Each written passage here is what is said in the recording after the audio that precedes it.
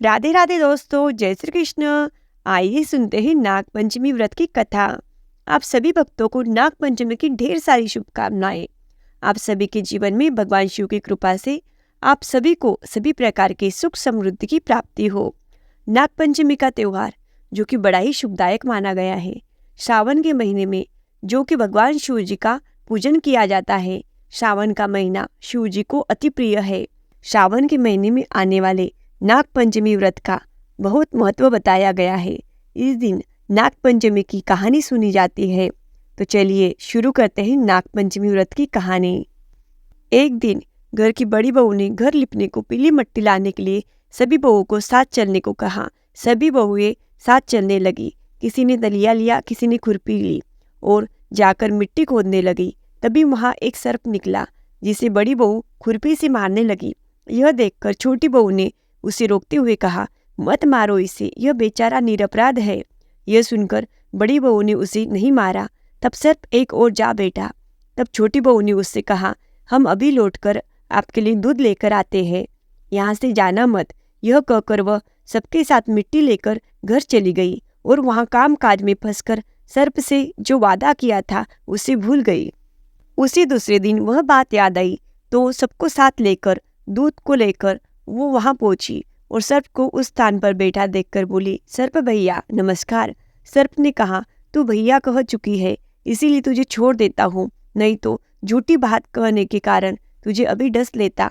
वह बोली, भैया मुझसे भूल हो गई, उसकी क्षमा मांगती हूँ। तब सर्प बोला, अच्छा तू आज से मेरी बहन हुई और मैं तेरा भाई हुआ, तुझे जो मांगना है मांग ले। वह बोली, भैया मेरा कोई नहीं है, अच्छा हुआ जो तू मेरा भाई बन गया।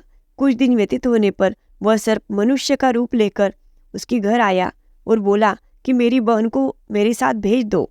सबने कहा कि इसकी तो कोई भाई नहीं था। तो वह बोला, मैं दूर के रिश्ते में इसका भाई हूँ, बचपन में ही बाहर चला गया था। उसके विश्वास दिलाने पर घर के लोगों ने छोटी को उसके साथ भेज दिया।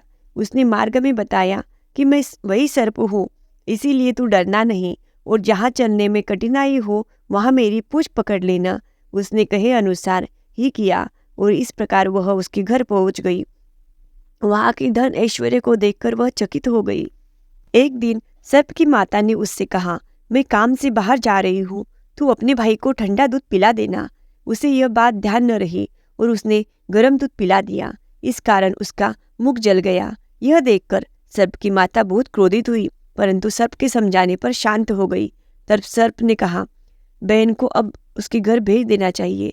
तब सर्प और उसके पिता ने उसे बहुत सा सोना, चांदी, जवाहरत, वस्त्रभूषण आदि देकर उसके घर पहुंचा दिया। इतना ढेर सारा धन देकर बड़ी बहू ने ईर्ष्या से कहा, भाई तो बड़ा धनवान है, तुझे उससे और भी धन लाना चाहिए। सर्प ने यह वचन सुना तो सब वस्तुएं सोने की लाकर दे दी। यह देख बड़ी बहू ने कहा, इन्हें झाड़ने की झाड़ू भी सोने की होनी चाहिए। तब सर्प ने झाड़ू भी सोने की लाकर रख दी। सर्प ने छोटी बहू को हीरा मणियों का एक अद्भुत हार दिया। उसकी प्रशंसा उस देश की रानी ने भी सुनी और वह राजा से बोली कि सेठ की छोटी बहू का हार यहाँ आना चाहिए। राजा ने मंत्री को हुक्म दिया कि उससे वह हार लेकर शीघ्र उपस्थित हो। मंत्री ने सेठ जी से जाकर कहा कि महारानी जी छोटी बहू का हार पहनना चाहती है, उससे लेकर मुझे दे दो। सेठ जी ने डर के कारण छोटी बहू का हार मांगकर दे दिया। छोटी बहू को यह बात बहुत बुरी लगी। उसने अपने सर्व भाई को याद किया और आने पर प्रार्थना की, भैया रानी ने हार छीन लिया है, तुम कुछ ऐसा करो कि जब वह हार उसके गले में रहे तब वह सर्प बन जाए और जब वह मुझे लौटा दे तब वह हीरो मणियों का हो जाए। सर्प ने ठीक वैसा ही किया। जैसे ही रानी ने हार पहना वैसे ही वह सर्प बन गया। यह देखकर रानी चीख पड़ी और रोने लगी। यह देखकर राजा ने सेठ के पास खबर भेजी कि छोटी बहू को तुरंत भेजो।